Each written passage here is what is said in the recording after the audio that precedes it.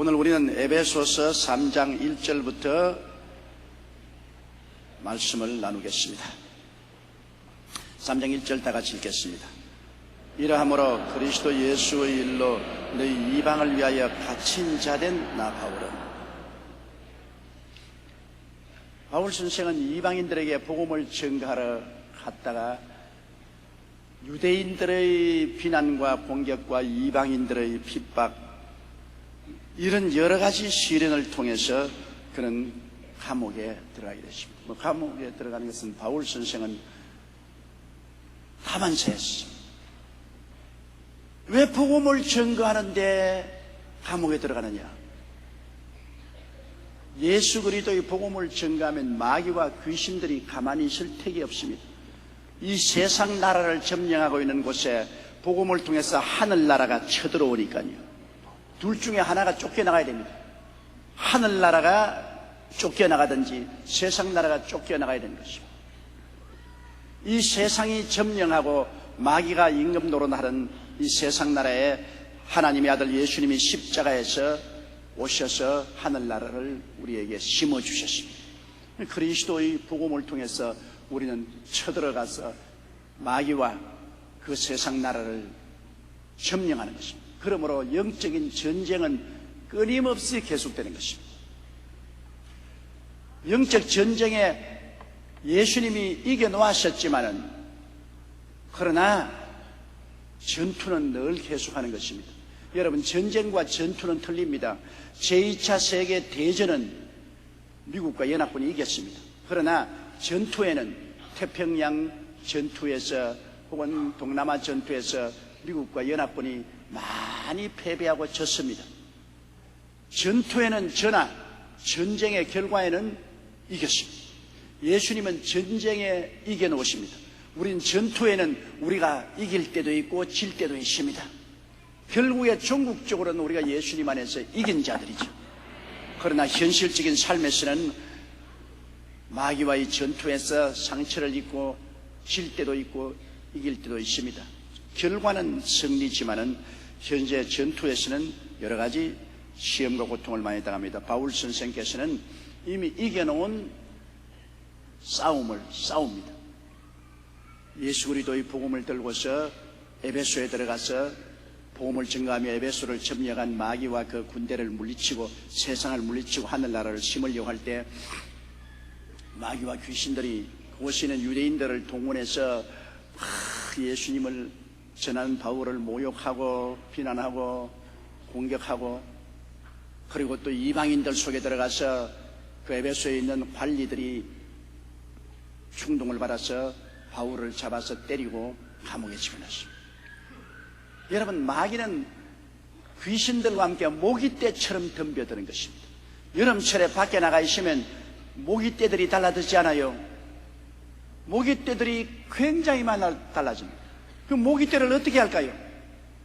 모기떼가 달라들면 모기가 물지 못하도록 팔까지 옷을 입고, 또 모기가 못 따라오도록 약을 바르고, 또 모기 죽이는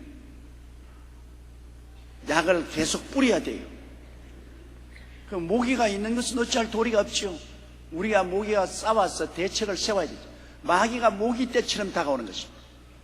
예수 그리스도를 믿고 더 열심히 주님의 나라를 전파하려면 마귀는 더 달라드는 것입니다. 전쟁을 해야 되니까. 그러므로 평신도 때는 큰 핍박은 없어요. 그러나 구역장이 되면은 벌써 하늘나라의 대표자가 되어서 하늘나라 확장을 하기 때문에 마귀가 자꾸 달려들어요. 마귀가 남편에게 들어갔다가 자식에게 들어갔다가 이웃에 들어갔다가 들락날락 하면서 자꾸 공격을 합니다. 지역장이 되면은 공격을 더 받죠. 그 다음에는 교회 중요한 직책을 받게 되면은 마귀의 공격은 더 심해집니다. 그 사람을 넘어뜨리면 하늘나라에 큰 상처를 입히기 때문에. 더구나 주의 종이 하나님께 사용당하여서 능력으로 역사하면은 마귀가 끊임없이 달라드는 것입니다. 모기떼같이 달라들어서 물고 찢고 싸우는 것입니다. 마귀하고 늘 싸워야 돼요. 영국의 위대한 복음 전도였던 요한 웨슬레는 영국의 정교회에서 쫓겨났습니다. 그래서 교회당에서 설교 못하게 했습니다. 그 다음에는 영국의 관리들이 이 요한 웨슬레를 모욕하는 여러 가지 글을 쓰고 팜플렛들을 적어서 뿌렸습니다. 그래서 교회와 정부가 합쳐서 요한 웨슬레를 죽이려고 했습니다. 하는 곳마다 데모를 하고 사람들이 일어나서 그에게 물을 끼얹고 돌멩이질을 하고 있습니다. 그럼에도 불구하고 요한 웨슬레는 굴하지 않고 열심으로 복음을 전가하고 목숨을 걸고 하늘나라를 확정해서 수많은 사람들이 또한 요한 웨슬레의 설교를 듣고 통회하고 자복하고 변화받고 가정이 변화받고 사회가 변화받고 온 나라가 변화받는 역사가 있는 것입니다. 그런데 한 번은 요한 웨슬레가 말을 타고 가다가 갑자기 느낀 것은, 야, 사흘 동안 욕을 하는 사람이 없더라. 사흘 동안 하루도 욕을 안 먹고 돌팔매질을 안 받는 날이 없었는데 사흘 동안 지나고 보니까 아무도 욕을 하지 않고 돌팔매질 안 해서 그만 말해서 느려서 길거리에서 꿇어앉았습니다. 하나님, 사흘 동안 원수 마귀가 나를 공격을 안 하는 거 보니까 내가 버림을 받았습니까? 하나님이 나를 떠났는가요? 하나님의 역사가 그쳤는가요? 마귀가 나를 향해서 덤벼들지 않은 것을 보니까 하나님의 역사가 나를 떠났기 때문에 그런 거 아닙니까? 하고 회개하는데 마침 옆에 있던 농부한 사람이 보니까 요한 웨슬레가 기도한 줄, 아니 저놈의 자식 이때 때리 잡아야 되겠다고 벽돌을 들고서 요한 웨슬레를 탁 던지니까 벽돌이 쾅 하고 앞에 떨어져서 흙이 튀기니까 요한 웨슬레가 화락딱 놀라서 일어나서, 아이고 하나님 감사합니다. 하나님 나를 안 버렸군요. 지금 나에게 벽돌 던지는 놈이 있는 거 보니까 성령이 나와 같이 계신 증거가 있습니다. 여러분, 하나님이 같이 계시면 마귀가 가만 내버려 둘 택이 없습니다. 마귀가 내버려 둔다면 마귀가 없죠. 하나님의 사역을 안 하면 마귀의 공격도 쉽니다. 하나님의 사역을 하면 할수록, 크게 하면 크게 할수록 마귀와 귀신들은 전력을 기울여 도적질하고 죽이고 멸망시킨 것입니다. 그래서 사울 바울 선생이 나중에 그가 고백한 것은, 내가 선한 싸움을 싸우고 달려갈 때를 달려가고 믿음을 지켰다고 했는데, 그가 제일 먼저 말한 것이 뭐냐면, 내가 선한 싸움을 싸웠다. 하루도 안 싸운 날이 없어. 영적으로 하루도 안 싸운 날이 없어. 그러므로 우리가 영적으로 무장하지 않고는 이 싸움에 져요. 영적 무장은 뭡니까? 하루도 빠지지 않고 말씀을 읽어야 되는 것입니다. 말씀이 성령의 검이기 때문에 하루도 빠지지 않고 말씀을 읽고 말씀을 묵상해야 우리가 영적인 힘을 얻고 마귀를 대적할 수 있지, 말씀을 읽지 아니하면 영적인 영양분 공급이 안 되기 때문에 영적으로 힘이 없어지는 것입니다. 밥을 안 먹으면 힘이 없어지지 않아요. 실험하러 나가는 사람이 밥도 안 먹고 금식하고 실험에 나가서 이길 수가 있어요. 실험에 나갈 때는 소고기에다가 밥을 잘 먹어야 힘을 얻죠. 마귀와 실험하러 나가는데 우리가 영적으로 굶어서 뺏게 말랐어야 이길 수 있겠습니까? 영적으로 힘을 얻기 위해서는 늘 말씀을 먹어야 되고, 그리고 하나님과 늘 가까이 교통을 해야 됩니다. 하나님과 교통을 하는 건 기도를 해야 돼요. 기도해야 하나님과 가까이 있습니다. 성경에는 마귀를 대적하라, 너를 피하리라, 하나님을 가까이 하라고 말합니다. 하나님과 가까이 하기 위해서는 늘 기도를 해야 됩니다. 그래서 말씀 있고 기도하는 것을 계속하면은 우리가 마귀를 늘 이길 수 있는 힘이 있고, 말씀을 등한히 하고 기도를 등한히 해서 영양실조가 걸리고 하나님이 같이 하지 않으면 그 다음 마귀가 오면은 힘이 없으니까 그냥 쓰러지는 거예요. 그러므로 우리는 매일같이 선한 싸움을 싸웁니다. 마귀가 어디서 올지 모릅니다. 마귀가 남편 속에 들어갈 때도 있고 마누라 속에 들어갈 때도 있고, 남편이 가시 노릇하고 마누라가 가시 노릇하고 자식 속에 들어가고 시어머니 시아버지 속에 들어가고, 더구나 시누이 속에는 더 잘 들어가지. 시동생 속에도 들어가고 이웃도 들어가고, 그저 마귀는 들락날락 하는 것입니다. 그래서 어찌하든지 여러분을 낙심시키고 핥히고 고통을 주어서 뒤로 물러가게 하는 것입니다. 그러나 이러한 일에 우리가 넉넉히 이기기 위해서는 하나님 말씀으로 영양분을 튼튼히 영양 섭취를 하고 기도함으로 말미암아 하나님과 같이 와져서 성령이 충만하면 마귀가 한 길로 왔다가 7길로 도망치게 되는 것입니다. 감당 못하죠. 그러한 사람을 어떻게 감당합니까? 바울 선생은 유대인의 회방과 이방인의 핍박을 인해서 에베소에 가서 복음을 전가하다가 바울은 감옥에 들어갔습니다. 에베소에만 들어갔지 않습니까? 빌립보에도 가서 주님 돌로 얻어맞고 골로새에 가도 공격받고 어느 곳에 가도 마귀가 안 따라다닌 곳이 없고 어느 곳에 가도 핍박을 안 당한 적이 없습니다. 그래서 예수 그리스도의 일로 너희 이방을 위하여 갇힌 자된 나 바울은 이방인들을 위해서 복음을 전가하다가 바울은 감옥에 갇혔으니 그는 부끄럽게 생각하지 않았습니다. 감옥 속에서도 하나님이 같이 계시기 때문에 바울 선생이 감옥에 갇힌 것은 그때 마귀로 봐서는 크게 이겼다고 생각하지만은 하나님으로 봐서는 얼마나 큰 승리인지 모릅니다. 왜냐? 바울이 감옥에 갇혔기 때문에 이 모든 편지를 쓴 것입니다. 에베소, 빌립보, 골로새 이 편지들은 모두 다 바울의 옥중서신으로서 감옥에 갇혔기 때문에 이 성경을 기록했고 그것 때문에 우리가 얼마나 요새 은혜를 받습니까? 이 주옥 같은 말씀 감옥에 안 들어갔으면 기록할 수가 없죠. 마귀는 바울을 복음 전도하지 못하기 위해서 감옥에 갇혔지만은 하나님은 그 기회를 사용하셔서 하나님 계시를 기록해서 편지로 남길 수 있게 만들어주기 때문에 천천세세의 축복의 근원이 된 것입니다. 그러므로 마귀는 아무리 도적질하고 죽이고 멸망을 하려 해도 하나님보다 수가 낮아요. 마귀가 아무리 죽이려고 해도 하나님은 그것을 선으로 바꾸는 기적이 있는 것입니다. 마귀가 죄악을 아무리 가져와도 하나님은 그 죄악을 선으로 바꾸는 기적적인 역사가 있기 때문에 마귀의 역사는 먼 눈으로 보면 언제나 하나님 앞에 집니다. 여러분, 마귀는 예수를 십자가에 못 박아놓고 춤추고 야단법석했지 않습니까? 하나님의 아들을 죽였다고 춤추고 야단법석을 했지만은 사흘째 된 날 예수님이 부활해버리고 말한 것입니다.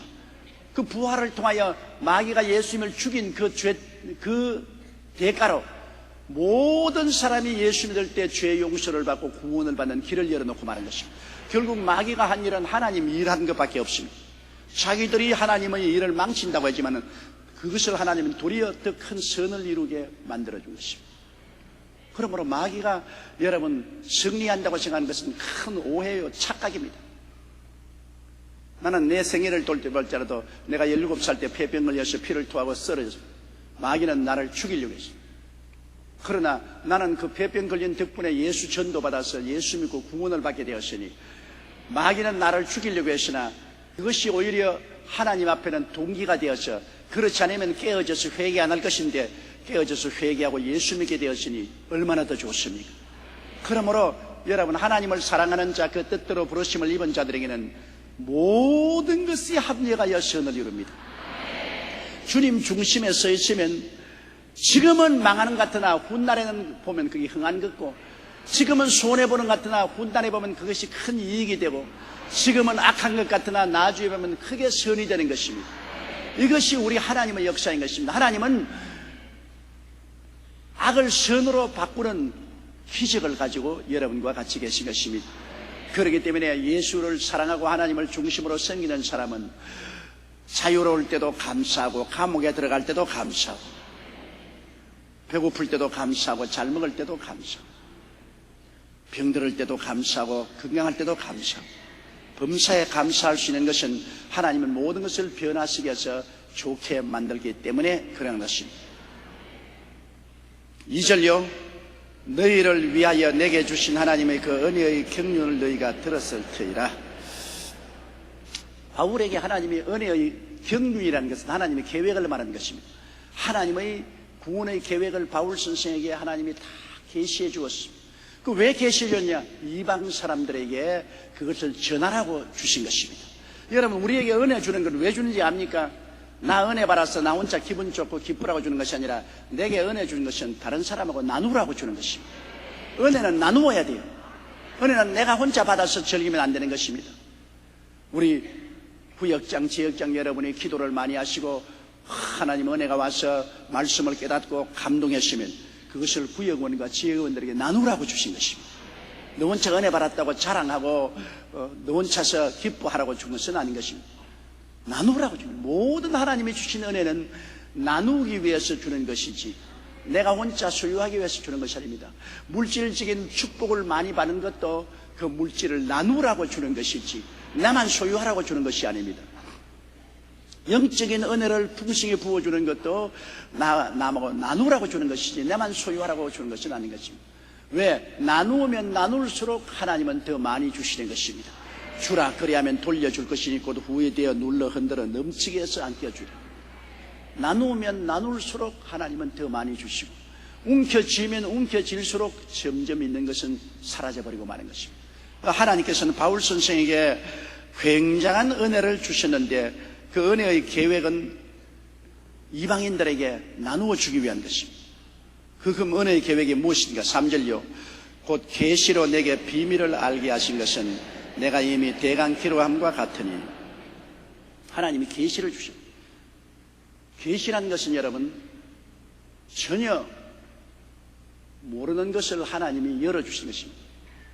방 안에 카텐이 쫙 쳐져 있으면 방 밖에 뭐가 있는지 모릅니다. 그러나 카텐을 쫙 열면 와 밖에 산이 있고 물이 흐르고 나무가 있고 아름다운 경치가 보이잖아요. 계시라는 것은 카텐을 제끼는 것과 같은 것입니다. 내가 영적으로 캄캄했는데 싹 카텐이 제껴지면서 영적인 세계를 바라볼 수 있게 하는 것이 계시입니다. 계시가 안 오면 모르죠. 어떤 집에 자녀가 눈을 보지 못했습니다.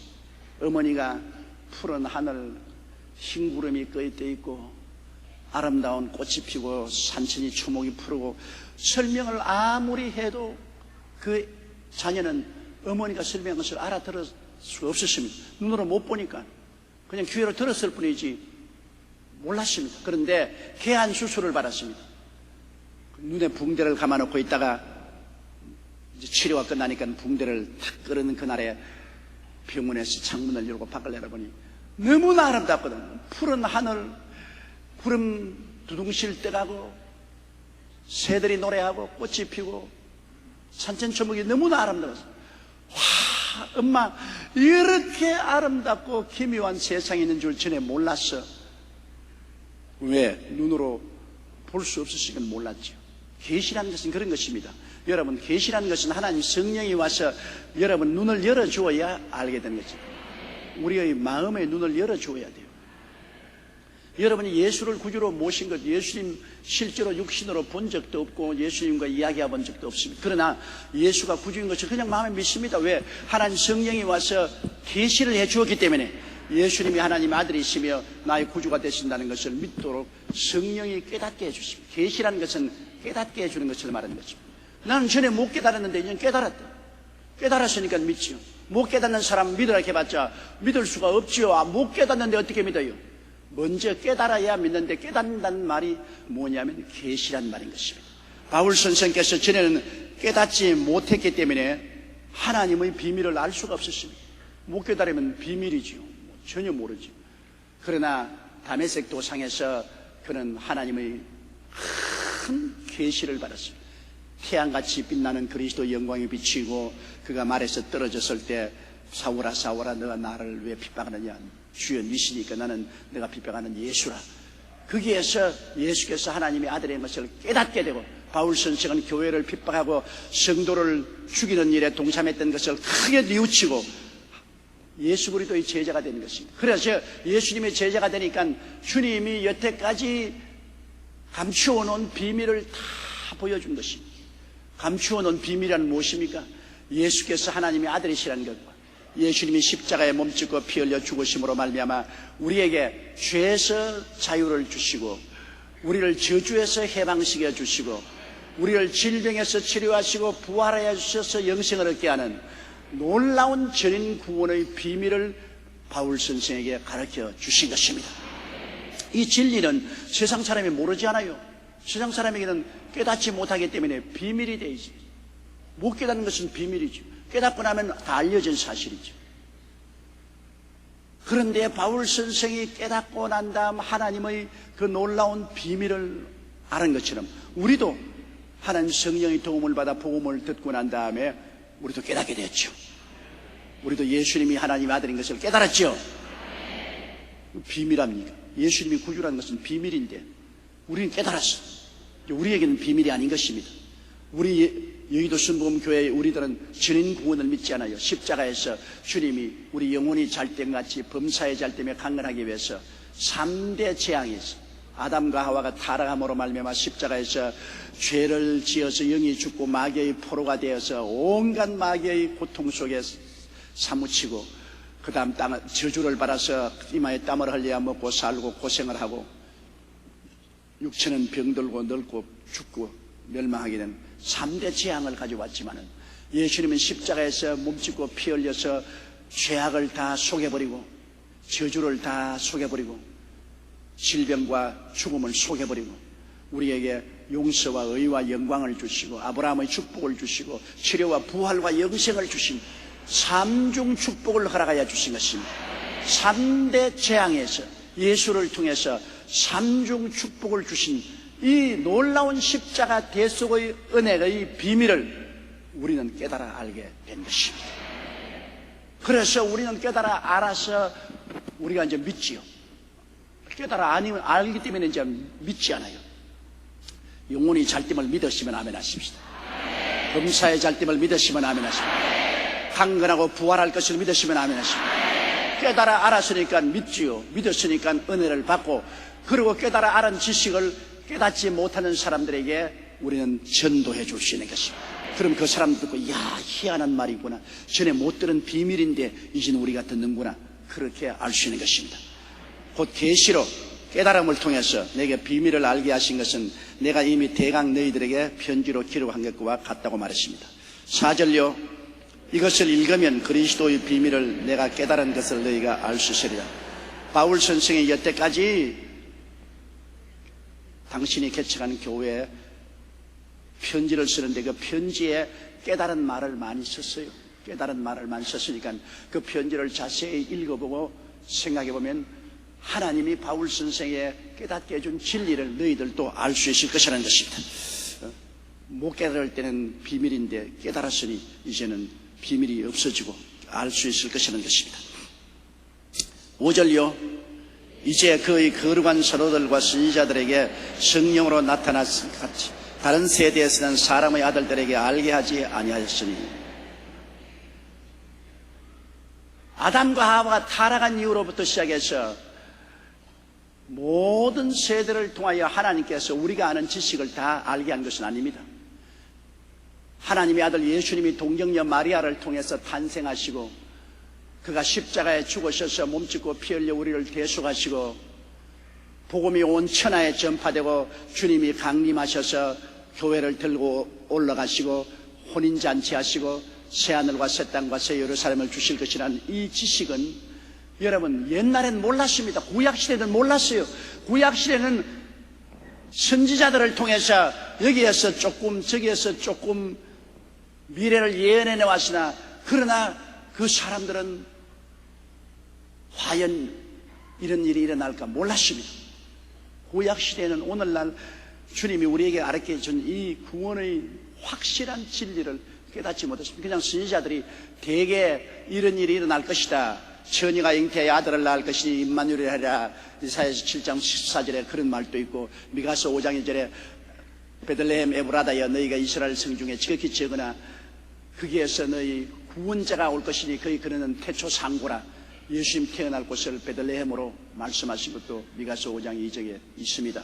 이사야 53장에는 제가 찔리면 우리 허물을 인하며 제가 상하면 우리 죄악을 인하미라. 제가 징계를 받으므로 우리가 평화를 누리고 제가 채찍에 맞음으로 너희가 나음을 입었다. 우리는 다 양같이 그런 행하여 각기 제 길로 갔거늘 야훼께서 우리 무리의 죄악을 저에게 담당시겠다는 그리스도의 구속의 은혜를 예언적으로 설명하고 있었습니다만 구약 사람이 그거 읽을 때 이게 뭔지 의미를 몰랐습니다. 누가 우리의 죄를 담당한단 말인가? 의미를 잘 몰랐어요. 구약의 모든 예언들은 신약에 왔어야 그 의미구나 알았던 것입니다. 신약에 예수 그리스도의 십자가의 죽으심과 부활하심이 있고 난 이후에 그 사건을 통해서 구약을 살펴보니 이미 다 예언되어 있었구나. 신약이 없이는 구약은 몰라요. 구약은 아무리 읽어도 눈이 가리워서 알 수 없어요. 그러나 신약을 우리가 알고 난 다음에 그리스도의 구원을 깨닫고 난 다음에 창세기부터 말라기까지 보면 하나님이 아브라함을 통해서 이미 예언하셨구나, 야곱을 통해서 이미 예언하셨구나, 요셉을 통해서 이미 예언하거나, 이사야, 에레미야, 에스겔, 다니엘, 호세아 선지자를 통해서 예언했구나. 신약의 말씀을 통해서 구약을 비춰볼 때 구약 말씀이 알려진 것입니다. 그 위에는 구약은 다 비밀이요, 몰라요. 그래서 선지자를 통해서 구약을 전부 예언해 놓았으나 그러나 구약에 있는 사람들이 눈이 어두워서 그걸 깨닫지 못했습니다. 그러나 신약에 와서 하나님이 예수 그리스도의 사도들을 통해서 그리스도의 죽으심과 부활했음에 대한 의미를 밝히 보여주셨습니다. 그래서 사도들을 통해서 예수 그리스도의 대속의 고난과 부활과 영광을 우리에게 가르쳐 주었고, 우리는 그것을 통해서 밝히 예수 그리스도의 진리를 깨닫고, 그 다음에는 구약의 선지자들의 글을 읽으면 그 글이 환하게 눈에 보이는 것입니다. 의미를 알게 된 것입니다. 그러므로 오늘날 우리 세대가 가장 좋은 세대예요. 우리는 예수 그리스도의 십자가의 구원의 의미를 다 깨달을 뿐 아니라 구약을 열어서 구약의 선지자들이 예언한 그 예언이 이루어진 것도 환하게 볼 수 있으니까 신약을 알고 구약을 해석할 수 있는 우리들은 참으로 좋은 시대에 태어나서 살고 있는 것입니다. 구약 시대는 비밀로 감추어져서 읽어도 뭔지 알지 못했습니다. 우리는 읽어서 이제 알지요. 바로 그 말인 것입니다. 이제 그의 거룩한 사도들과 선지자들에게 성령으로 나타났은 것 같이 다른 세대에서는 사람의 아들들에게 알게 하지 아닌, 사람의 아들 안 믿는 사람들에게 다른 세대에는 전혀 나타나지 않았습니다. 오늘날은 이제는 완전히 비밀이 아니라 공개된 사실입니다. 예수님의 십자가의 죽으심과 부활하심의 이 소식은 이제는 감추인 것이 아닙니다. 누구든지 다 역사적으로 일어난 사건이기 때문에 알고 성령의 깨달음을 받아서 믿으면 구원을 얻도록 되어 있는 것입니다. 지금 구원의 문이 확 열려 있는 것은 하나님이 모든 진리를 알게 만들어주고 계시기 때문인 것입니다. 깨닫는 자마다 천당에 들어와야 돼요. 이젠 모든 사람에게 비밀이 공개되어 있기 때문에 누구든지 다 들을 수 있고, 누구든지 성령의 도움으로 깨달음을 받을 수 있고, 깨닫지 못하는 자는 멸망을 받아도 깨닫는 자는 다 천국에 들어올 수 있게 된 것입니다.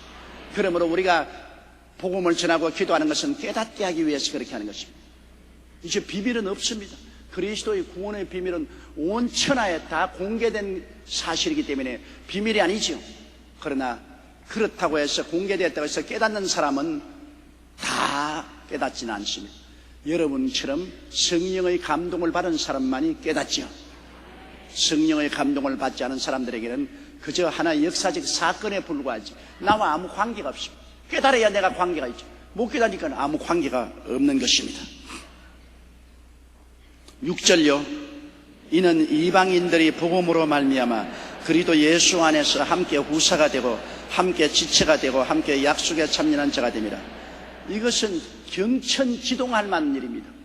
아브라함과 이삭과 야곱의 자손인 유대민족들은 자기들만이 선민이라고 생각합니다. 자기들만이 하나님의 특별한 선민이요, 그리고 시내산에서 율법을 받고 그들은 하나님과 선민 언약을 받고서 태가 말았으니 유대인만이 선민이요, 이방인들은 다 하나님과 관계가 없는 버림받은 족속이라고 생각을 하고 있었습니다. 그런데 예수님이 오셔서 십자가에 죽었다가 부활하심으로 이제는 유대인과 함께 이방인들도 이제 함께입니다. 예수 그리스도의 십자가 복음을 통해서 그리스도 예수 안에서 이방인도 유대인과 같이 선민이 되어서 함께 예수 믿어서 후사가 되고, 함께 예수 그리스도의 몸이요 우린 지체가 되고, 함께 약속에 참여한 바가 되었다는 것은 놀라운 계시입니다. 유대인들은 지금도 그것 안 받아들입니다. 절대로 예수 그리스도를 믿어서 선민이 되는 것, 지금도 유대인들은 안 받아들이는 사람이 많습니다. 우리만이 아브라함과 이삭과 야곱의 후손으로 우리가 선민이지 이방인들은 아니라 그럽니다. 그러나 예수님이 십자가에 못 박힌 이후로 하나님의 새로운 계획이 우리에게 비밀이 열려진 것입니다. 비밀이. 그럼 무슨 비밀이냐? 이제 이방인도 유대인과 함께 예수 믿음으로 선민이 되고, 이방인도 유대인과 함께 예수 믿음으로 말미암아 그리스도의 지체가 되고, 이방인도 유대인과 함께 예수 믿음으로 말미암아 하나님의 약속에 참여할 수 있게 되었다는 비밀인 것입니다.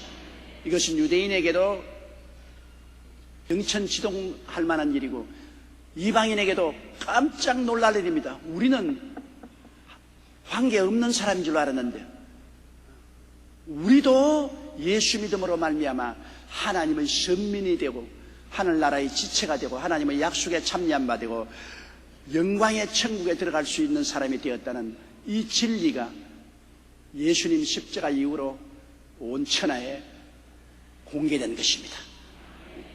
이 비밀은 옛날에는 전혀 몰랐죠. 유대인도 모르고 이방인도 모르고 이 비밀은 오래오래 감추인 것인데 예수 그리스도의 오심으로 말미암아 이 진리가 온 천하에 다 공개되어 버리고 말한 것입니다. 이제는 유대인과 이방인의 차별이 없습니다. 남녀 차별도 없고 지식이나 무식인 차별도 없습니다. 누구든지 예수 믿으면 멸망하지 않고 영생을 얻으라. 예수님 안에서 선택함을 받고 지체가 되고 약속에 참여하게 된 이 놀라운 지식은 옛날에는 몰랐어요. 아무도 몰랐어요. 그러나 오늘날은 우리 다 알게 된 사실입니다. 얼마나 놀라운 일인지 말로 다 할 수 없습니다. 예수 그리스도의 이 구원의 진리가 여러분 깨달아지지 않았으면 여러분과 나는 이 땅에 살아도 희망이 없습니다. 어디서 와서 왜 삶이 어디에 가는지도 모르고 먹고 자고 깨고 먹고 자고 깨다가 그냥 지옥으로 곤두박질 치고 떨어질 수밖에 없는 우리들인데 그리스도의 이 구원의 진리가 우리에게 계시되고 깨달아짐으로 여러분과 나는 이제는 소망 속에 살게 된 것입니다. 우리에게는 큰 소망이 있습니다. 죽는 것은 어찌할 도리 없죠. 죽음을 누가 막습니까? 모든 사람이 한 번 죽는 것은 정한이칩니다. 그러나 죽음 저 건너편에 절망을 가지고 죽는 사람이 있고 죽음 저 건너편에 광명한 소망을 가지고 죽는 사람의 차이는 하늘과 땅보다 더 큰 차이가 있는 것입니다.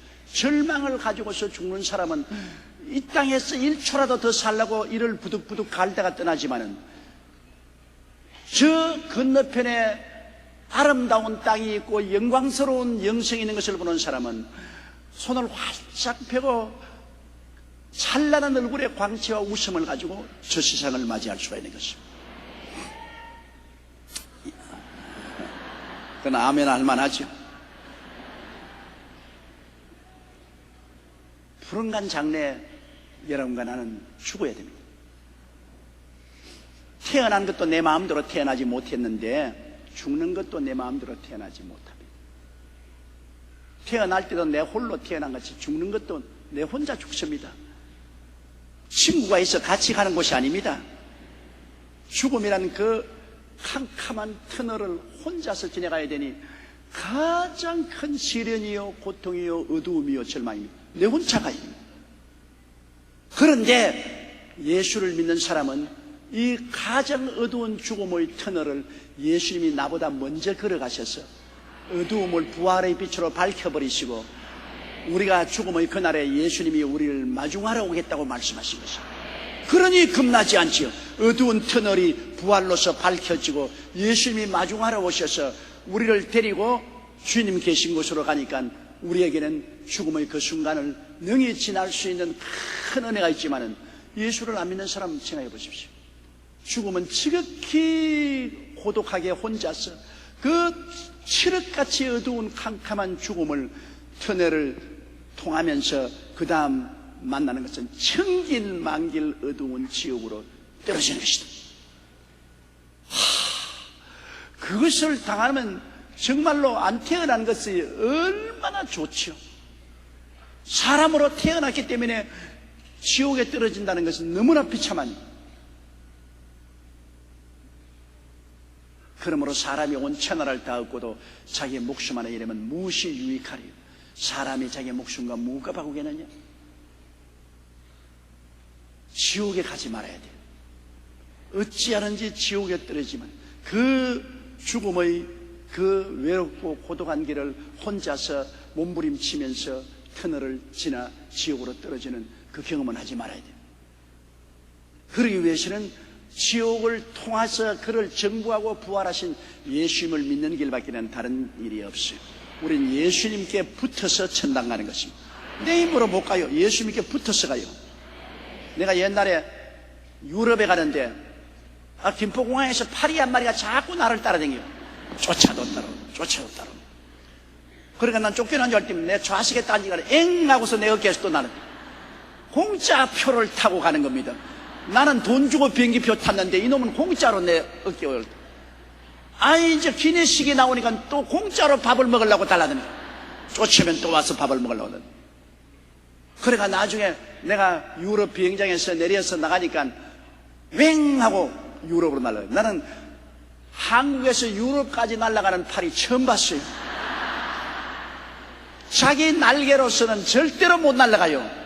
어떻게 유럽을 날아갑니까? 그러나 내 위에 올라타니까 공짜 비행기에 공짜 밥까지 먹으면서 한국 파리가 유럽으로 날아가더라.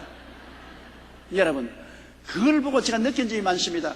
예수님 아니고는 우리가 어떻게 천당을 갑니까? 죽음의 터널을 지나서 천당까지 우리는 결코 못 가지요. 그러나 예수님께 붙어 있으면 가는 것입니다. 예수를 구주로 모시고 예수님께 엎혀 있으면 예수님께서 사망의 엄침한 골짜기를 승리로 지나서 천당까지 우리를 데리고 가십니다. 그래서 에베소 2장에 기록한 말씀대로 허물과 죄로 죽은 우리를 그리스도와 함께 살리시고 너희가 은혜로 구원을 거치리라. 또 함께 일으키사 그리스도 예수 안에서 함께 하늘에 앉히신, 전부 함께입니다. 우리 혼자 사는 것 없어요. 허물과 죄로 죽은 우리도 십자가를 통해서 그리스도와 함께 살리시고 또 함께 일으켜 주시고 또 함께 하늘에 앉혀주신다. 우리는 그러므로 자나 깨나 예수님과 함께 사는 예수님의 지체들이 되는 것입니다. 예수님의 지체요. 여러분, 이 팔은 몸의 지체니까 팔은 언제나 몸과 같이 합니다. 몸에 누우면 팔도 같이 눕고, 몸이 일어나면 팔도 같이 일어나고, 몸이 걸어가면 팔도 같이 흔들면서 따라가고, 지체니까 붙어 있잖아요.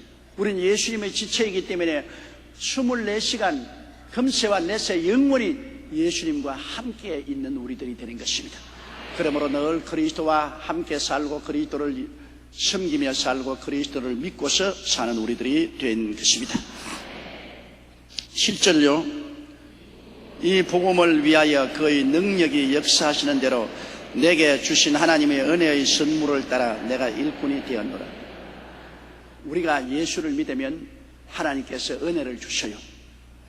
하나님께서, 근데 다 똑같은 은혜를 주시는 거 아닙니다. 예수 그리스도의 그 사랑을 내가 체험한 만큼 은혜를 주시는데, 여러분, 내 그릇이 종재기면 하나님의 은혜는 종재기에 찰랑찰랑 넘치는, 은혜 받았다고 뛰어도 주님 보시면 넌 종재기다. 조그마한 된장 종재기 같은 요렇게 해서 그 찰랑찰랑 넘치니까 그것도 은혜 아닙니까? 그러나 큼직한 밥그릇을 가진 사람은 밥그릇에 은혜가 넘치니까 그 양이 훨씬 많잖아요. 그럼 밥그릇보다도 큰 냄비에다가 그냥 은혜를 부어주시면 밥그릇보다 훨씬 은혜가 많잖아요. 그 냄비보다도 나중에 장독에다가 내리 부어주시면 그 은혜가 얼마나 큽니까? 그 사람들마다 예수 그리스도를 믿었으나 그리스도의 은혜를 체험한 분량이 다릅니다. 분량이 달라요. 적은 분량, 많은 분량, 그 분량에 따라서 은혜가 부어지면 그걸 나누어 마시는 것도 그렇습니다. 여러분, 종재기에 있는 사람은 자기 혼자 먹고 마실 정도밖에 안 돼요. 그 종재기에 있는 사람을 구역장식에 넣으면 아무하고도 못 나눠 먹어요. 자기나 겨우 마실 만한데 어떻게 됩니까? 그러나 이제 밥그릇이 있는 사람은 서너 사람하고 나눠 먹을 수 있죠. 냄비에 담은 사람은 10사람, 20사람 나누어 먹을 수 있죠. 장단지에 담은 사람은 수백 명과 나누어 먹을 수 있죠. 나중에는 아예 그냥 호수와 같은 곳에 물이 가득한 사람은 수백만 명하고 나누어 먹을 수가 있죠. 그러므로 은혜의 분량이 있습니다. 모두 다 똑같다고 생각하지 않아요. 은혜의 분량을 따라서 역사하는데 여러분 자기 분수에 넘치는 것을 맡으면 망해요. 돈도 자기 분수에 맡겨 있어야 그 돈을 가지고 행복을 누리지, 분수에 넘치도록 돈이 많으면 돈에 치여서 죽어요. 그러니까 그렇지 않습니다. 분수에 넘치게 돈이 많으면 그 돈으로 말미암아 반드시 타락하는 것입니다. 음란방탕 타락하는 것이죠. 분수에 맞아야 돼. 권력도 분수에 맞아야지. 분수에 넘치는 권력을 가지면 반드시 파멸합니다. 자기 권력을 남용해서 파멸하고 가는 것입니다. 모든 것이 자기 분량에 맞도록 해요. 밥도 그렇잖아요. 맛있다고 그냥 너무 많이 먹어서 자기 위장의 분량에 넘치도록 먹었다가는 배가 터져 죽어요. 자기 분량에 맞도록 먹어야지. 모든 것이 사람에게는 그 분수가 있어요. 분량이 있어요. 그 분량을 뛰어넘으면 감당도 못하겠거니와 크게 불행해지는 것이죠. 교회도 한 가지입니다. 교회도 주의 종이 무조건 하고 큰 교회에 목회하면 좋겠다. 큰 교회 하는데 큰 교회를 이끌어갈 만한 그릇이 되지 못하는데 큰 교회를 맡아놓으면 자기도 죽고 교인들도 죽습니다. 큰 교회를 맡아서 목회할 만한 영역이 없고 능력이 없는데 그걸 감당을 하려니까 죽을 지경이죠. 그러니까 자기도 파탄이 이르고 남도 파탄이. 탐욕은 절대로 안 됩니다. 욕심을 낸다고 인생이 되는 것이 아닙니다. 자기의 분수를 알고 분수껏 사는 것이 가장 좋습니다. 그래서 바울 선생은 말하기를 이 복음을 위하여 그 능력이 역사하는 대로, 하나님의 능력이 역사하는 대로 내게 주신 하나님의 은혜의 선물 따라 내가 은혜의 선물은 내 분량대로 하나님의 은혜를 주신 그만큼 내가 하나님의 일꾼이 되었다. 하나님의 은혜만큼 능력이 나타나니까. 은혜를 많이 받았으면 많은 능력이 나타나고, 은혜를 적게 받았으면 적은 능력이 나타나고, 적은 은혜 받아서 적은 능력이 나타나는 사람은 적은 식구를 거느릴 수 있고, 많은 은혜를 받아 많은 능력이 나타나는 사람은 많은 식구를 거느릴 수가 있는 것입니다. 은혜의 분량대로 되는 것이요, 절대로 자기가 잘나서 되는 것 없습니다. 내가 구원받을 때 주님께서 벌써 은혜의 분량을 정해놓았습니다. 그리고 여러분, 하나님이 우리 은혜의 분량을 크게 하려면 우리에게 시련을 통하게 합니다. 우리가 큰 그릇이 되려면 적은 그릇을 깨야 돼. 깨가지고 가루를 만들어가지고서 물로서 다시 이겨서, 그래서 농로에서 다시 그릇을 크게 만들어야 돼요. 그러므로 내 분량보다 더 큰 은혜를 사모하는 것은 좋은 일이지만은 더 큰 은혜를 사모하면 내가 깨어져야 되는 것입니다. 그릇을 키워야 되니까.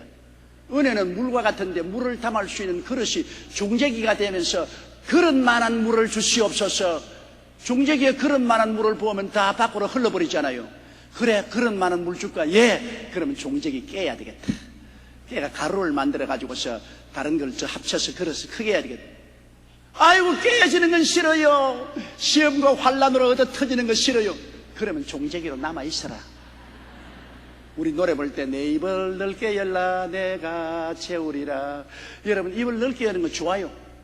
그거 좋은데 입을 넓게 열었다가 하나님이 거기에 채울 수 있을 만한 그릇이 되기 위해서는 깨어야 돼요. 시험과 환란을 당하지, 고난을 통해서 깨어져야 돼요. 그러므로 우리가 자란다는 과정은 깨어지는 과정입니다. 적은 그릇에서 중간 그릇으로, 중간 그릇에서 큰 것으로 자라는 과정은 늘 깨어지는 과정입니다. 꿈이 자랄수록 그릇을 크게 만들어야 되고, 그릇을 크게 만들려고 할 때마다 깨뜨려야 되며 적은 그릇을 깨어야 돼요. 그렇기 때문에 우리가 신앙이 발전하는 과정에는 항상 고난이 다가오는 것입니다. 항상 고난을 통해서 깨어지고 새로운 그릇이 되고 또 은혜를 넘치게 받고 또 더 큰 은혜를 사모하면 또 깨어지고 또 고난을 통해서 더 큰 그릇이 되고, 그렇게 해서 우리 신앙이 성장하는 것입니다. 그러므로 뭣도 모르고 주여 은혜를 주시옵소서 알고나 부르짖어야 되는 것입니다. 주여 은혜 주십시오. 오냐, 네가 은혜 받기를 원하느냐? 그러면 이제부터 깨어지자. 하나님이 팔 걷습니다. 깨어지자. 그러므로 그 기도가 여러분 계산을 하고 알고 해야 되는 거예요. 하나님이여 나한테 큰 일을 하게 해주십시오. 더 큰 축복을 받게 해주시옵소서. 뭐냐? 그러면 그릇이 커야지. 그릇 없이 어떻게 담을 수가 있느냐? 그러므로 은혜도 큰 그릇이 되고 물질로도 더 큰 축복을 받아 큰 그릇에 담으려면 어디 그릇 좀 키워야지. 그러면서 주님이 기도 응답으로 깨어집니다. 아이고 복 달라고 기도했는데 왜 환난이 당합니까? 환난이 있어야 복이 오지요. 반드시 복이 오기 전에 환난이 있어야 되는 것입니다. 환난을 통해서 깨어져서 가루가 되어야 하나님이 새로 그릇을 만드는 복을 주시는 거예요. 이스라엘 백성이 적과 꿀이 흐르는 가나안 땅에 들어가기 전에 광야를 통해야 되는 것입니다. 광야에서 깨어지고 낮아지고 순종하고 의지하고 믿는 그릇으로 변화되어야 적과 꿀이 흐르는 땅을 누릴 수가 있는 그릇이 되는 것입니다. 그렇기 때문에 우리 예수 믿는 신앙이라는 것은 울고 웃고 그 반복입니다. 환난을 통해서 울고 가슴을 치면 그 다음에는 그릇이 켜져서 그 다음에는 또 축복이 막 쏟아지니까 하하하하 웃고, 또 웃다가 보니까 욕심이 생겨가지고서 주님 더 주시옵소서 그러면 또 울고 또 깨뜨려지고. 그래서 우리 신앙의 과정이란 늘 울고 웃습니다. 저녁에는 울음이 깃들이고 아침에는 웃음이 오고, 또 저녁에 울음이 오고 아침에 웃음이 오고, 이것이 반복되는 것이 우리 크리스찬의 신앙인 것입니다. 자라기는 자라야죠.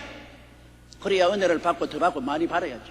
또 우리 영적으로도 점점 성장하고 자라야죠. 우리가 크게 자라야 하늘나라 가서도 더 많은 영광을 누릴 수가 있는 것입니다. 자라지 않으면 하늘에 조그마한 별같이 되면 어떻겠습니까? 자라면 자랄 만큼 태양같이 달같이 별같이 그렇게 변화될 수가 있는 것입니다. 이 복음을 위하여 그 능력이, 하나님 능력은 한없이 크지만은 그릇대로 나타나는 것입니다. 하나님의 은혜의 선물 따라서 바울이 일꾼이 되었습니다. 8절요. 모든 성도 중에 지극히 작은 자보다 더 작은 나에게 이 은혜를 주신 것은 청량할 수 없는 그리스도의 풍성을 이방인에게 전하게 하시고, 바울 선생은 많은 고난을 받았기 때문에 굉장히 겸손해졌습니다. 바울은 원래부터 겸손한 분이 아닙니다. 여러분, 원래 바울의 이름은 사울입니다. 사울이라는 것은 내가 크다 그 말인 것입니다. 내가 크다, 날 좀 보소. 동지시달 꽃본 듯이 날 좀 보소. 나 크다. 그런데 바울이라는 이름은 작다 그 말인 거예요. 큰 사울이 얼마나 깨어졌든지 작아졌습니다. 고난은 우리로 하여금 겸손하게 만들어주는 것입니다. 깨어지게 만들어요. 고난이 없이 아주 편안하게 사는 사람은 깨어질 리가 없기 때문에 자기 중심이고 이기주의자고 자기 자랑하라고 교만해집니다. 그러나 고난을 당하게 보면 자기가 너무나 무능력하고 무력하고 볼지할 것 없음을 깨달아서 하나님 앞에 납작 엎드려지는 것입니다. 고난을 당할수록 자꾸 허리를 굽히게 되는 거죠. 허리를 굽히게 되니까 자기를 보게 되잖아요. 자기의 더러운 발도 보고 더러운 옷도 보고. 고난이 없을 때는 고개를 드니까 자기는 안 보이고 하늘만 보이잖아. 높은 데만 안 보이니까 내가 잘났구나, 내가 위대하구나. 그러나 고난 당하면 꿇어 엎드리니까 나만 보니까 내 못난 것을 보여. 바울 선생께서 수많은 고난을 통해서 그가 깨어져서 겸손했습니다. 그렇기 때문에 그가 자기를 볼 때 모든 성도 중에 지극히 작은 자보다 더 작다. 실제는 그렇지 않아요. 바울 선생같이 위대한 종이 어디 있어요?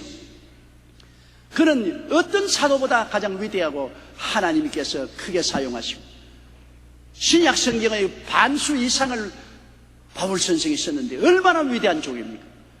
우리가 볼 때는 그렇게 위대한 종이지만 바울은 그가 당한 수많은 고통과 괴로움 속에서 깨어지고 낮아서 모든 예수 믿는 사람들보다도 지극히 적은 데보다 더 지극히 적다. 모든 못난 사람 중에서 내가 가장 못났다. 얼마나 겸손하게 되었습니까? 그 겸손하기 때문에 또 하나님의 은혜를 받은 것이에요. 왜냐하면 은혜나 물은 높은 데서 낮은 곳으로 흐릅니다. 높은 데 있으면 물이 못 흐르죠. 낮은 데로 자꾸 흐르니까. 은혜는 낮은 데로, 그러니까 바울 선생이 깨어지고 낮아진 만큼 은혜가 많아지죠. 여러분, 호수가 깊을수록 물이 많이 고이지 않습니까? 납작한 데서는 물이 언제, 쟁개비 보십시오. 쟁개비에 빠져 죽을 사람 아무도 없지요.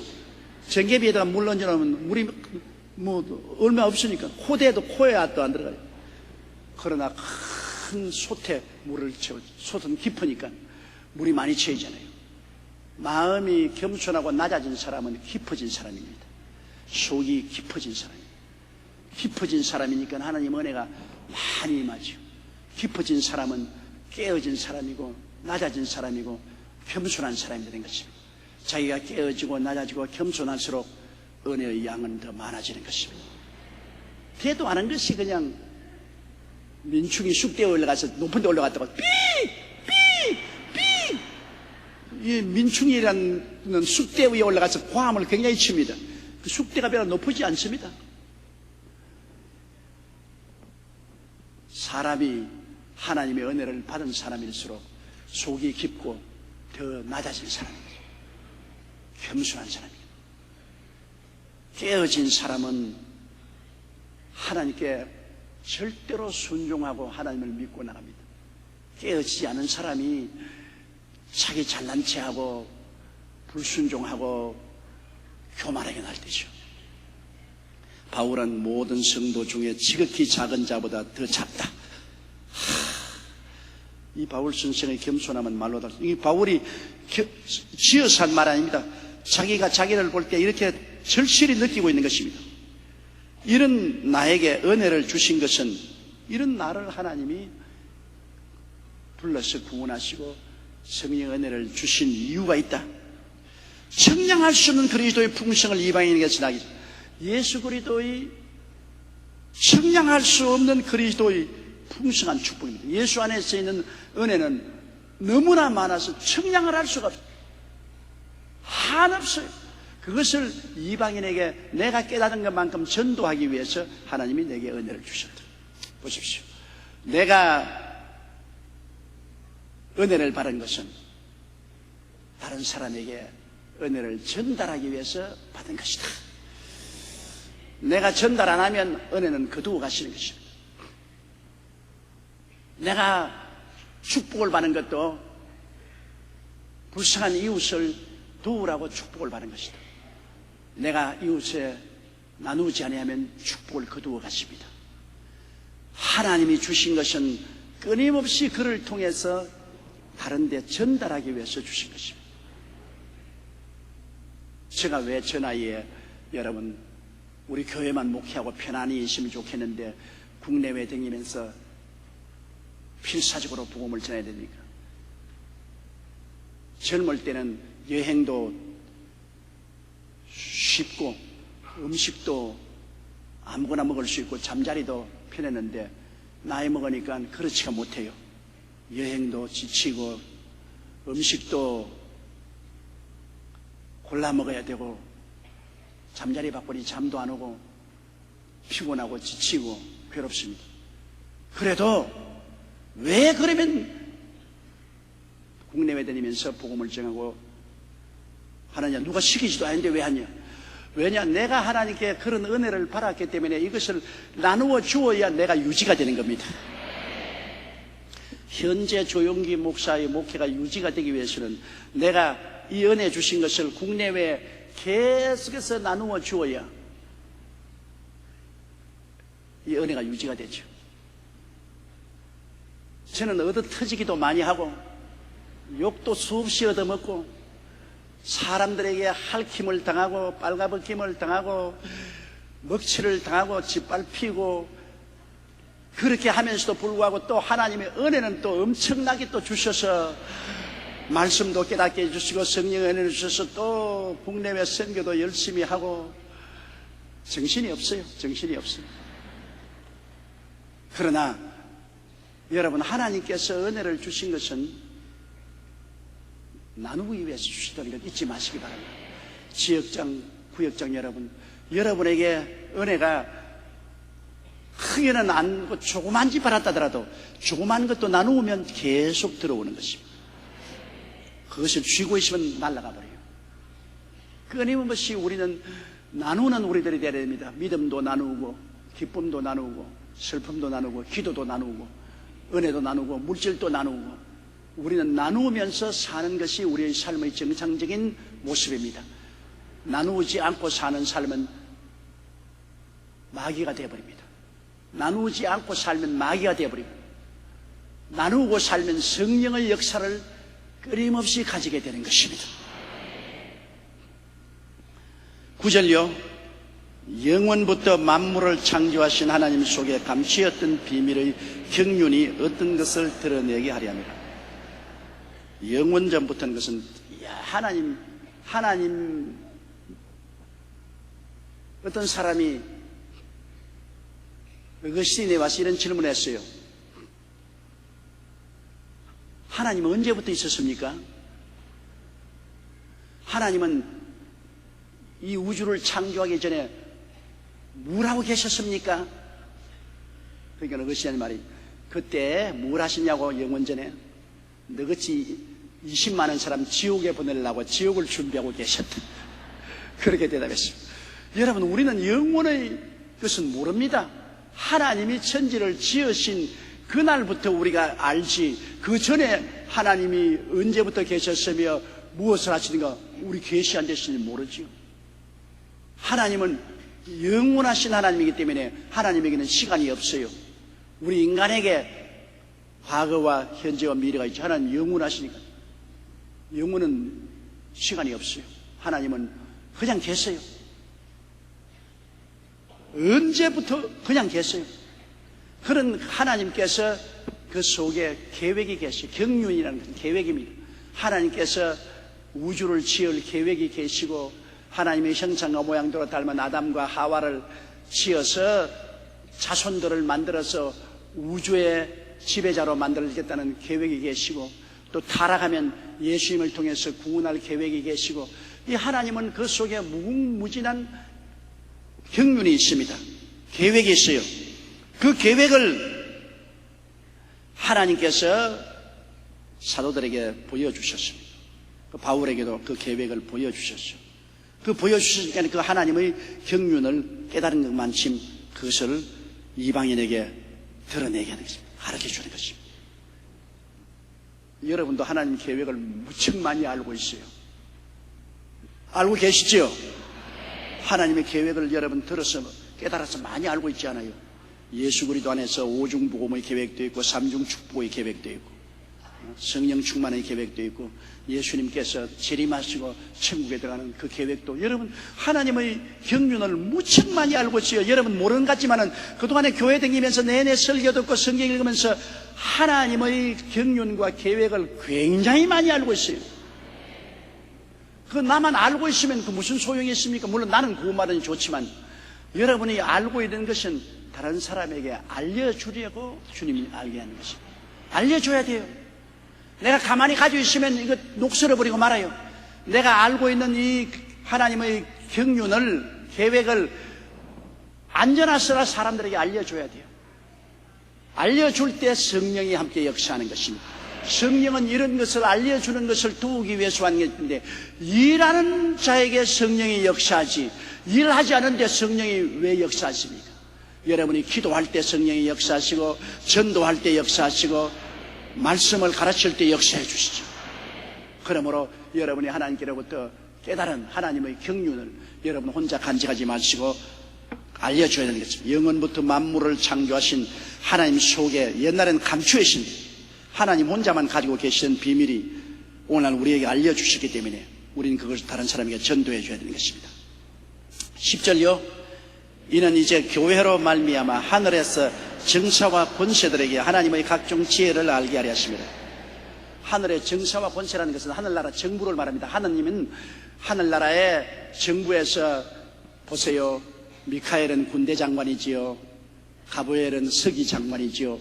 하늘의 천사들이 군대 장관도 있고 서기 장관도 있고 여러 장관이 있고 그 장관 밑에 행정 관료들 천사들이 있고 또 군대들도 있습니다. 하늘나라도 전부입니다, 여러분.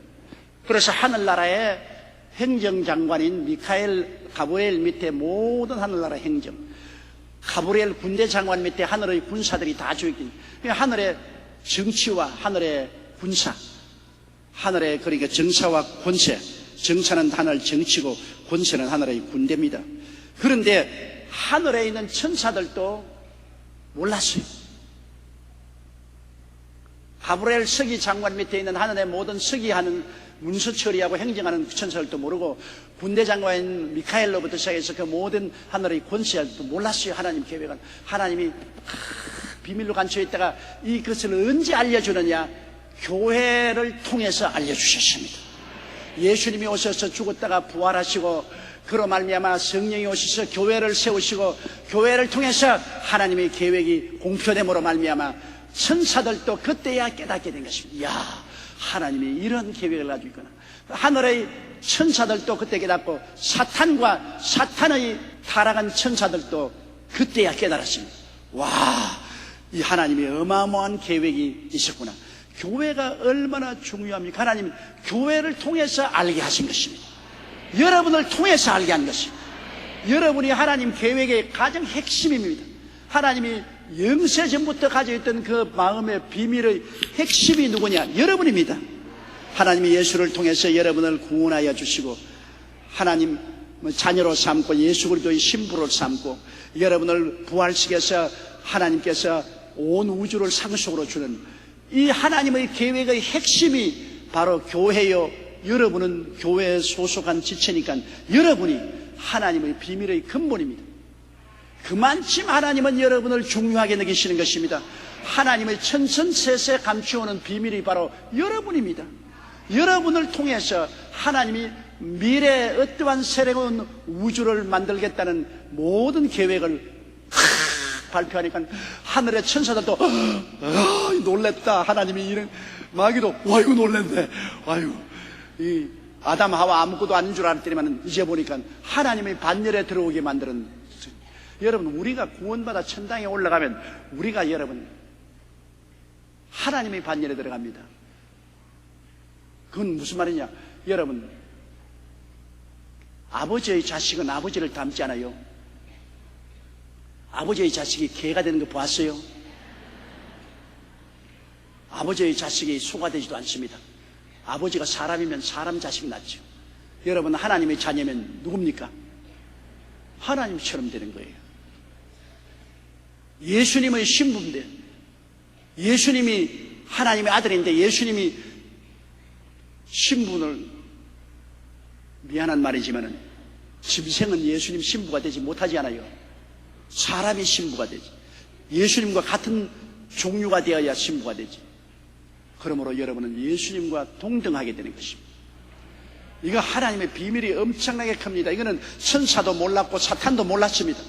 우리 육신을 태어나서 보잘것없는 우리가 성부, 성자, 성령 삼위일체 반열 속으로 들어가는 것입니다. 그리스도의 신부가 되고 하나님의 자녀가 되고 하나님 보좌에 함께 올라가는 자가 되었으니 너무나 황송해서 겁이 나서 말을 할 수가 없어요. 너무나 황송해서. 그러나 우리가 하나님의 자녀면 하나님처럼 되는 것이고 예수님의 신부는 예수님처럼 되는 것입니다. 이 영광의 지극한 비밀을 천사도 모르고 사탄도 몰랐는데 예수님이 죽었다 부활하심을 통해서 성령이 강림하시자 하나님이 교회를 통해서 이 비밀을 공포해버리고 마는 것입니다. 이제는 천사도 알고 사탄도 압니다. 그래서 천사들도 여러분이 얼마나 귀중한 것을 알고 사탄도 여러분이 얼마나 무서운 존재인 것을 알고 있는 것입니다. 천사들은 결사적으로 여러분을 보호해야 되겠고 사탄은 그러므로 결사적으로 한 사람이라도 더 멸망시켜서 하나님을 낙심시키게 하려고 애를 쓰는 것입니다. 이는 이제 교회로 말미암아 하늘에서 정사와 권세들에게 하나님의 각종 지혜를 알게 하려 하십니다. 11절요. 곧 영원부터 우리 주 그리스도 예수 안에서 예정하신 뜻대로 하신 것이라. 영원부터 하나님이 예수 그리스도 안에서 이렇게 하겠다고 예정하신 그 뜻대로 하나님이 이루신 것입니다. 하나님 만세전에 이미 예수 그리스도를 통해서 예정해 놓았어요. 여러분을 그리스도를 통해서 구원받고 성령으로 거듭나서 하나님의 자녀가 되고 하나님의 형상과 모양을 회복하고 예수 그리스도의 신부가 되고 그리스도와 더불어 온 우주를 상속으로 받아 하나님을 섬기면서 선천세세 살 것을 하나님은 예수 그리스도 안에 계획한 대로 다 이루어진 것입니다. 그것이 진행돼 가고 있고 이제 얼마 있으면 완성될 것입니다. 이제 하나님께서 정하신 수가 충분히 들어오면 이 세상 끝낼 것입니다. 하늘이 큰 소리로 떠나가고 땅이 열렬한 불에 녹아지고 하나님이 지으신 새하늘과 새 땅이 나타나게 되는 것입니다. 우리는 그날을 바라보고 인내하면서 신앙생활을 하고 있는 것입니다. 12절요. 우리가 그 안에서 그를 믿음으로 말미암아 담대함과 하나님께 당당히 나아감을 얻느니라. 그래서 우리가 예수님 안에서 주를 믿음으로 담대해졌다. 야, 나 보잘것없는 인생인 줄 알았는데 그렇지 않다. 하나님의 자녀여 예수 그리스도의 신부여 그리스도와 함께 상속자가 되었어. 담대함. 하나님께 당당히 나간다. 왜? 하나님께서 우리를 이처럼 사랑하사 만세전에 택하여 주시고 좋아하시고 사랑해 주시고 기뻐해 주시니 예수 그리스도 이름과 보혈을 통해서 우리는 하나님 앞에 당당하게 나갈 수가 있는 것입니다. 자식이 아버지 앞에 당당하게 못 나오면 누구에게 당당히 나갑니까? 자식이 아버지 앞에 늘 고개 숙이고 늘 움츠리고 있으면 아버지가 슬퍼할 거 아닙니까? 자식은 모질한 점이 많아도 자식은 자식입니다. 아버지 앞에 어리광도 부릴 수 있고 구중도 들을 수 있고 구중을 들어도 아버지 앞에 나가서 담대하게 칭찬을 받아도 담대하게 아버지 앞에 담대하게 나갈 수 있지 않습니까? 우리 하나님은 우리 친아버지신 것입니다. 우리는 혈통으로나 육정으로나 사람의 뜻으로 하지 않고 아버지께로 태어났었습니다. 아버지의 성령이 오셔서 우리를 태어나게 했으므로 우리는 아버지의 자식이에요. 그러므로 우리 아버지 앞에 우리가 담대하게 나가서 친숙하게 못 지내면 누구 앞에 담대히 나간다 말인 것입니다. 예수 믿고 그 보혈을 의지하는 사람은 아버지 앞에 담대하게 나가서 기도하고 감사하고 찬양하고 간구해야 될 것입니다. 우리는 마음의 담대함과 당당히 하나님께 나아감을 얻게 된 것입니다. 13절요. 그러므로 너희에게 구하노니 너희를 위한 나의 여러 환난에 대하여 낙심치 말라는 이는 너희 영광이니. 너희를 위한 나의 여러 환난입니다. 바울이 환난당하는 것 자기 집에서 먹고 살았으면 편안할 것인데 환난당하는 것은 이방인들에게 복음을 전하려고 하다가 환난을 당하는 것입니다. 복음 전하려고 안 했으면 원수들도 없고 환난 당할 필요가 없죠. 내가 너희를 위해서 환난을 당하는 것은 너희들에게 복음을 전개해서 큰 영광을 얻도록 하기 위한 것이기 때문에 내 환난에 대해서 너희들이 슬퍼하지 말고 낙심하지 마라. 나는 복음을 전하기 위해서 환난 당하는 건 마땅한 일이다. 마귀가 있으니까 저항할 것이고 고난당한다. 그러나 내가 고난당하는 것은 결국 너희들에게 복음을 전해서 너희들이 금수와 내세에 구원과 영광을 얻게 하기 위한 것이니 영광을 위한 고생이니 이거 가치가 있는 것이다. 낙심할 것 없다. 감옥에 들어가도 가치가 있고 매를 맞아도 가치가 있고 굶주려도 가치가 있고 고난을 당해도 가치가 있다. 여러분 이 세상에 가치가 있는 일은 아무리 고생을 해도 견딜 수가 있습니다. 무가치한 일을 하다가 고생당하면 아무 소용이 없죠. 도둑질 하다가 들켜서 얻어맞는 것 아무 효과 없어요. 복음 전가하다가 얻어맞으면 가치가 있잖아요. 내가 복음 전하다가 가치 얼마나 부정부패해서 감옥에 들어가 있으면 감옥에서 사는 동안 아무 가치가 없잖아요. 그러나 바울 선생같이 복음 전하다가 감옥에 들어가면 감옥에 있는 시간이 다 영광스러운 시간 아닙니까? 가치가 있는 고생 아닙니까? 인생을 살아가는 동안에 가치가 있으면 어떠한 시험과 환난과 고통을 당해도 이겨나갈 수가 있습니다. 가치가 있기 때문에. 그러나 가치가 없는 일을 하고 있으면 시험과 환난과 고통을 당하면 이겨나갈 수가 없습니다. 부모들이 여간 고생스러워도 밤잠을 자지 못하고 화로를 하면서도 일을 하는 것은 자식들을 잘 먹이고 입히고 교육을 잘 시키겠다는 가치를 느끼기 때문에 자식이 순종하고 공부를 열심히 하면 굉장히 귀엽고 가치가 있기 때문에 내가 뼈가 으스러지도록 고생을 하더라도 자식을 받들어 주겠다. 가치가 있어. 고생이 고생스럽지 않습니다. 그러나 자식이 허랑하고 방탕하고 젊은 놈들이 돌아다니면서 술 먹고 도박하고 부모의 뜻을 거스리고 거역하고 그러면은 부모가 자식을 위해서 열심히 애쓰고 힘쓰는 것이 가치가 있습니까? 없습니까? 가치를 못 느끼니까 피곤하죠. 내가 뭐 한다고 밤잠을 안 자고 고생하느냐, 내가 뭐 한다고 과로를 하며 수고하느냐, 다 쓸데없는 것, 다 무의미한 것. 가치가 없으니까 의욕도 떨어지고 힘도 없어지고 낙심하고 좌절할 수밖에 없죠. 가치가 있으면 끝까지 이길 수 있으나 가치가 없으면 이기지 못합니다. 우리가 예수를 믿고 우리가 어떠한 시험과 환난과 고통도 이길 수 있는 것은 우리는 가치 있는 일을 하기 때문인 것입니다. 하나님 아버지와 예수님을 섬긴다. 우주와 만물을 지으신 하나님과 우리를 위해서 십자가에 죽었다가 부활하신 예수님을 섬기고 이 결과는 천천만세 하나님과 더불어 사는 영광을 얻게 되는 것이다. 그러므로 우리 예수 믿고 고생하는 것, 핍박받는 것, 어려움 받는 것 얼마나 가치 있는 일이, 하나님이 알아주시고 예수님이 알아주시는 일이 가치 있는 것이다. 우리 견딜 수 있어요. 핍박도 견딜 수 있고 욕도 얻어먹어도 견딜 수 있고 심지어 죽임을 당해도 우리는 가치 있다고 생각하고 견딜 수가 있어요. 왜? 우리의 신앙생활마다 더 가치 있는 것 내노력해봤어요. 없어요. 이 세상 사람들은 다 잠시 있다 사라지는 물거품 같은 무가치한 일을 위해서 뛰죠. 그러나 우리는 영원히 있을 생명을 위해서 뛰는 것이기 때문에 가치가 있죠. 여러분 수요일날 아무 일도 세상 일을 못하고 교회 와서 보내는 것, 이거 다른 사람 볼 때는 저 세상에 저런 엉터리 같은 거 써야 되냐, 수요일날 교회 가서 앉아있다니. 그러나 우리는 가치 있는 일인 것입니다. 말씀을 듣고 은혜를 받고 주님을 더 알게 되고 더 하나님 사업을 할 수 있는 준비를 할 수 있으니 얼마나 가치 있는 일인 것입니다. 굉장히 가치가 있는 일입니다. 여러분이 기도하는 것 얼마나 가치 있는 것입니까? 기도를 통하여 하나님과 더 깊이 교제하고 또 대속 기도를 통해서 내 일가 친척, 내 이웃을 구원으로 이끌고 하나님 사업을 승리하게 하기 위해서 기도하는 것, 기도하는 시간이 얼마나 가치 있습니까? 그러므로 우리 예수 믿는 사람이 하나님 아버지와 예수님을 위해서 하는 모든 일은 다 가치가 있습니다. 교회에 오는 시간도 가치가 있고 기도하는 것도 가치가 있고 헌금 드리는 것도 가치가 있고 모든 것이 영광을 산출하는 가치가 있는 것입니다. 따라 말씀하십시오. 나는 가치 있는 사람입니다. 나는 가치가 있는 목적이 있습니다. 그러므로 피곤치 않고 고단치 않고 낙심하지 아니합니다.